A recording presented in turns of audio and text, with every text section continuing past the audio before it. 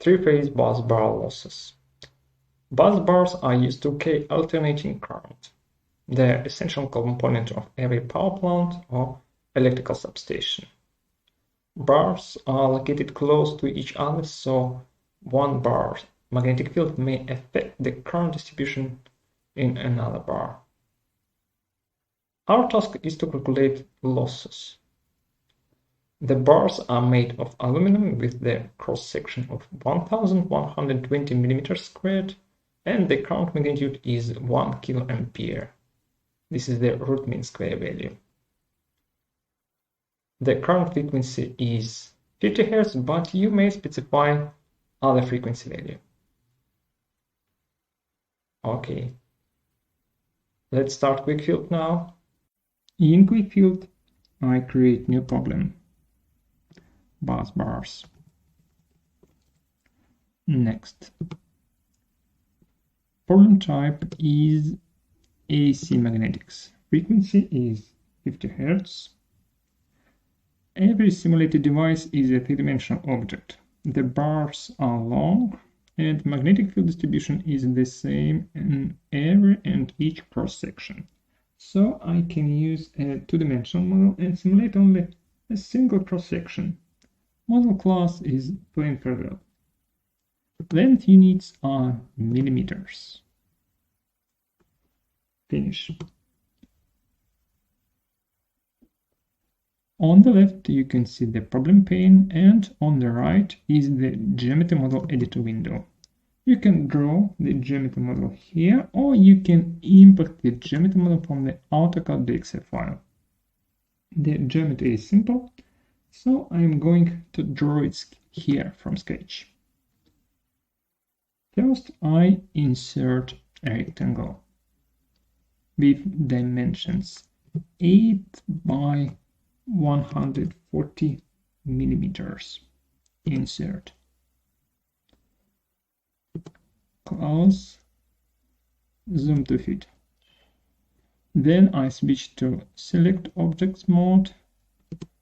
Click to select, right click, duplicate selection, displacement by 30 millimeters to the right, and I need 2 copies more. Okay. The currents in conductors are a source of magnetic field. QuickField cannot calculate magnetic field distribution in the infinitely large space, so I should limit the simulation domain. Switch to insert mode, change the line type to be the half arc, and draw the A block boundary. Okay. Now let's assign labels. Through labels we explain the geometric object's meaning and provide material properties. Again, switch to select mode, click the object to select and type in the label name here. This is air. Now let's zoom in, switch the zooming mode off, click to select. This is phase A conductor. This is phase B conductor. And this is phase C conductor. And I will assign the label to the boundary. Hold the Ctrl button pressed to select multiple objects. This is boundary. So far, these are just labels. Let's assign physical properties to these labels. Double-click the label name in the tree. Relative magnetic permeability of the air is 1. Okay.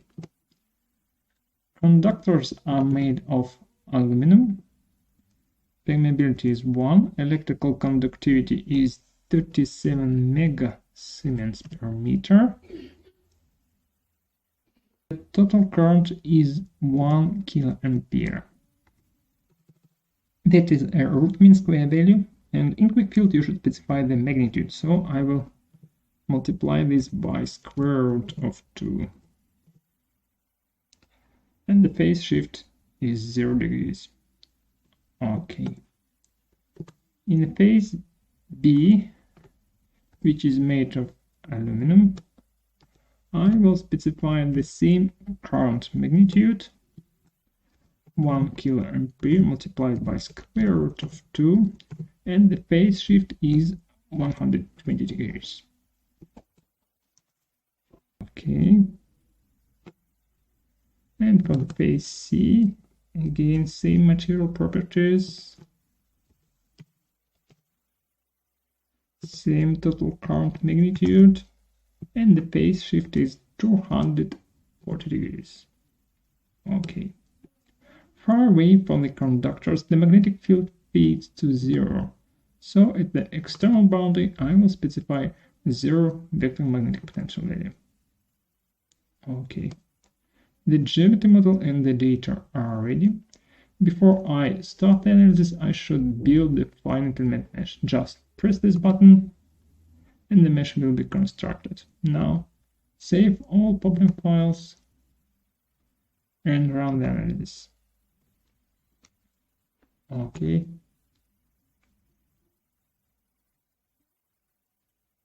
Here you can see the magnetic field lines and the color map of the current density distribution in the bars. Now let's zoom in.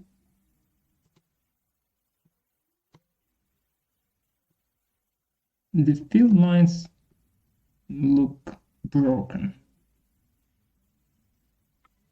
but in fact they should be smooth curved lines. That is caused by the insufficient mesh quality. I'm going to adjust the field picture and switch on the display of the finite element mesh. Okay. Now you see the field lines are broken at the finite elements boundaries. Inside each triangle, which is called a finite element, the field distribution is considered to be linear. If we make elements smaller in size, then we can get smoother field lines, closer to reality, which means less calculation error. QuickField can automatically refine mesh in problematic zones. Open the geometry model. Again, let's zoom in. And this is an initial mesh where finite element size correspond to the geometric object dimensions. The smaller the object, the smaller the element size, the larger the object, the larger the element size. Now let's adjust the mesh to correspond to the field distribution. Click Solve and Refine button.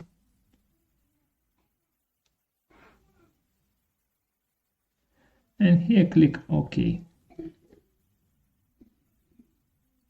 The mesh will be automatically refined and the problem will be solved.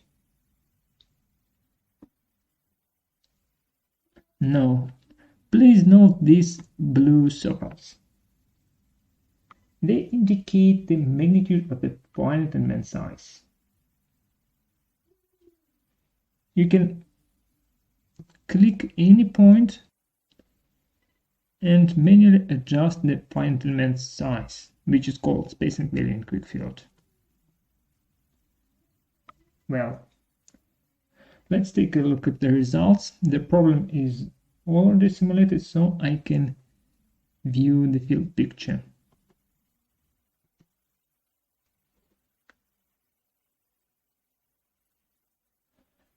Now again, let's zoom in. Now the field lines look smooth. Okay, let's check some data. We have specified that the total current in each conductor is 1 kiloampere. I will use the contour tool, click to select the conductor, open the integrals. Here you can calculate some integrals, for example, cross-section area and the total current. The total current magnitude should be 1000 multiplied by square root of 2, which is 1414.2, exactly as we have specified, and the phase shift should be about 0 degrees. Okay, let's check the current in the conductor phase B. Same magnitude, and the phase shift is 120. And in phase C, phase shift minus 120. So far so good. We have verified the total current value, but you may note that the current density distribution is not uniform. And I wonder what the Joule heat loss value would be. I can easily calculate Joule heat loss value for DC. The loss are equal to squared value of the current multiplied by the resistance, which is 1000 multiplied by the 1000 multiplied by the resistivity, which is reciprocal to the conductivity, and multiplied by the conductor length, which is 1 meter, 100 millimeters, and divided by the cross-section area, which is 120 millimeters squared, and if I convert to meters squared, this would be times 10 to the power of minus 6. Okay. Copy this to the calculator. 24 watts per 1 meter of the busbar length. Let's see what we have in QuickField. Joule heat loss is 25. Not 24 by 25. The difference is small, so you might believe it is a calculation error, but no. It is indeed the effect of AC resistance increase. Let's change the frequency. For example, I will set the frequency to be 0.01. Yes. This is virtually DC. There will be no AC current in the bars. Let's take a look at the results. Zoom in. You see the current density distribution is uniform. Again, I will use the contour tool, click to select integrals. Total current is the same as I have specified, and the Joule heat is 24.13. Perfect match. In each bar the losses should be the same. 24.13. 24.13. Okay. Now I'm going to change the frequency to 400 Hz. Yes, I will need to run the simulation again. Solve the problem. Let's calculate the Joule heat losses. Use the contour tool, click the conductor integrals, Joule heat, and the total current. Total current magnitude is the same, and Joule heat value is 37 watts. It was only 24 on DC. Okay, and in this conductor, again 37, and in central conductor, 50. The increase in losses in the central conductor is more prominent than increase in losses in Side conductors. If you search for the three-phase busbar losses on our website, you will find the example page. Here you can read about problem setup, browse the solution section, take a look at the resulting pictures, and download the simulation files. Simulation files may be opened and the results may be viewed using any QuickField edition, including QuickField Student Edition that you can download from our website for free.